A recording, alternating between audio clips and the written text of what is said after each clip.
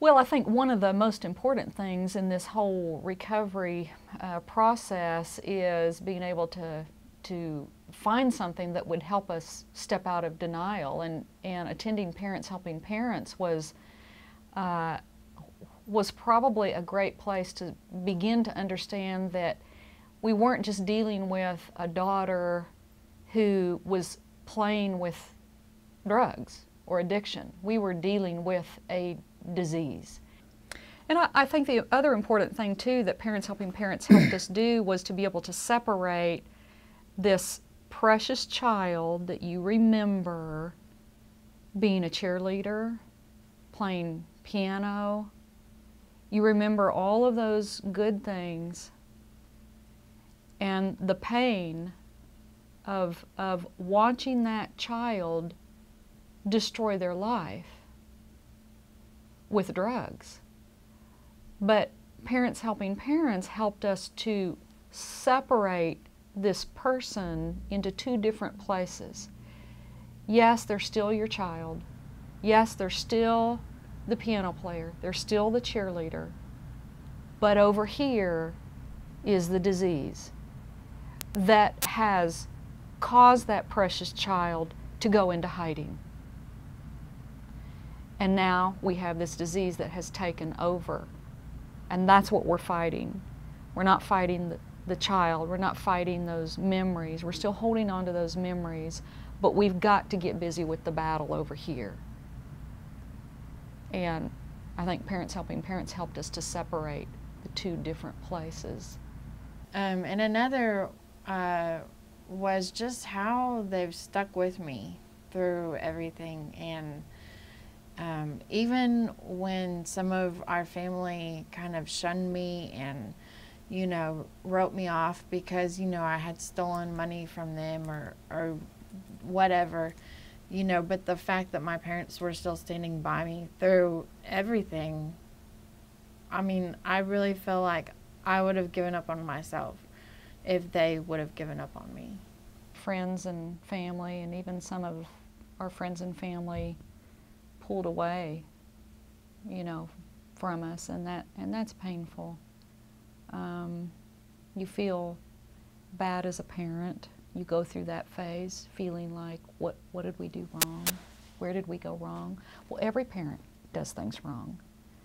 But in this situation, being able to talk to other parents, we realize that we're all feeling the same, basically, and hurting in the same ways, questioning our parenting.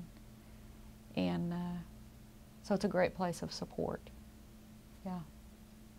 My parents never said this to me, but I've heard parents say it to other addicts, being in rehab myself and stuff, and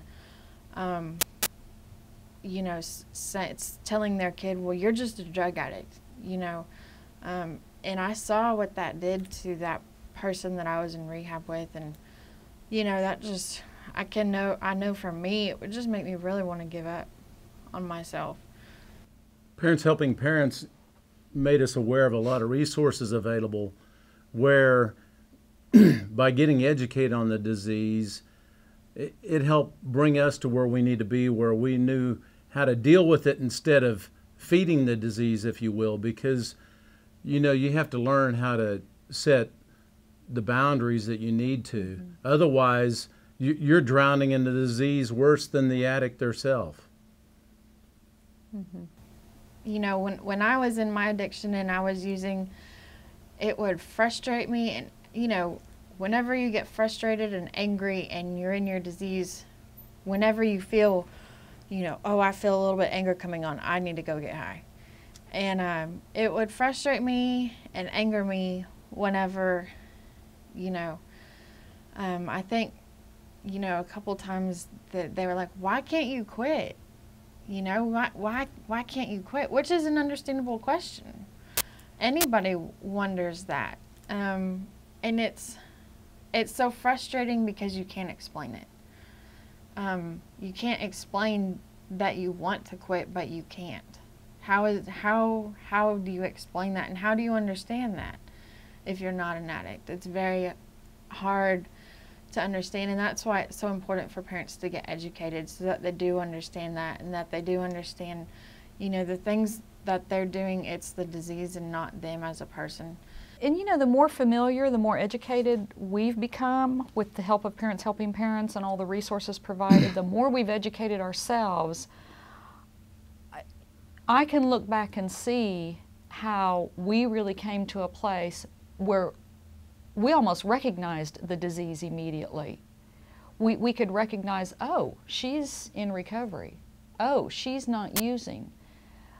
But then immediately when her addictive thinking started taking over, the only reason we recognized it was because we got educated on it, talking with other parents and sharing how they act, how they think, how they talk when they're in active addiction or beginning to relapse, because they relapse first in their brain, because this virus takes off in the brain first, and it's like a runaway train, and you can see it.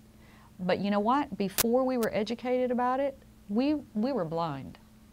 I mean, really just tough love, I think, is probably the hardest thing for parents to do, but it's the most important thing, because if you do the opposite, you're just letting the disease have that many more days with your child, and one of those days could be fatal. As far as this disease and how much it hurts,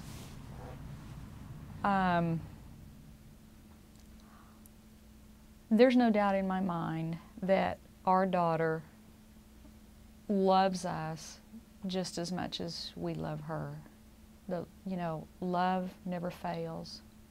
And you know what? This disease will never destroy that. I love you no matter what. You know, I don't care if you work at Walmart the rest of your life. You know, if you're clean and sober, you know, I'll be happy, and I'm always here for you, but I won't enable you. When some people hear the word spirit, they think, well, that is related to religion, you know, and I'm not even going to listen to that. I'm closed-minded. But it's not just about God. It's about understanding that there is something, some power greater than yourself that you cannot explain in the world that helps you. And it doesn't have to be God. It's just you believe in something greater than yourself that can help. And you know, as an addict, we have this hole inside of ourselves where, you know, we don't believe that. We believe that it's just us and the world, and that's a very lonely place to be. So really developing a relationship with a higher power, for me, it's God. And you know, I mean, I look back and I think about when I found out I was going to prison. I went back to my cell and I looked up at God and I was like, really? You know, how am I going to do this one? And I told him, you know, you're going to have to carry me through this. At that point, there's nothing, I mean, you can't escape. You pretty much have to put on your seatbelt and ride the roller coaster, and you don't know what's going to happen. And when I got out, the day I walked out of prison, I was like, he carried me through that. Knowing that you have that one or two good people, healthy people for you there in case you do decide to choose recovery, you know, that's the first place that they're going to go when they decide to get clean. And if they don't feel like they have that, then why not just stay out there using? You know, really letting your child know that you know that this is not them and that this is the disease.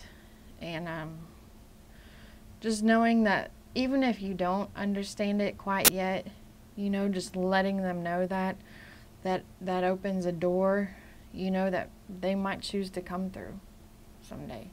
This disease caused our relationship to fall apart. I mean, it damaged this relationship. And we had to step out of denial of that as well, because it seemed like we were fighting a lot. And the anxiety of what to do, what's right, what's wrong, how do we respond, how do we handle this situation, that situation, and the anxiety gets up, and then you start taking it out on each other. So the disease really began to poison this relationship. And you know what? Our daughter in her addiction doesn't need to see us falling apart. That's not going to help her. So we had to really come together in this relationship and make a conscious decision that it was not going to destroy us. When I was in prison, I was talking to them on the phone, and that was the first I had heard them mention parents helping parents. And even before they had mentioned it, I could tell a difference in when I would talk to them. You know, like the strength that they had. It was like, what is going on? You know, what are you guys doing? I mean, it almost made me feel like they're moving on with their life, and, you know, what are they doing? And then they said, well, we've been doing this parents helping parents, and I'm like, oh, okay. Parents helping parents, being able to establish relationships with other parents that, like you say, we're all in this together. Being able to talk to them and get encouragement and support at times when we were on our way to go visit our daughter for a visitation while she was in prison with this disease. That's really helped me a lot, being able to get that support from some of the other parents at Parents Helping Parents. Mm-hmm. That's been an incredible amount of strength that I've gotten. I really appreciate that. Since I've been in recovery, we've discussed, you know, what was going on in the past at certain times. And it's hard for me to go into detail sometimes because I think that there's just some things that I don't want my mother, my father to know or to hear.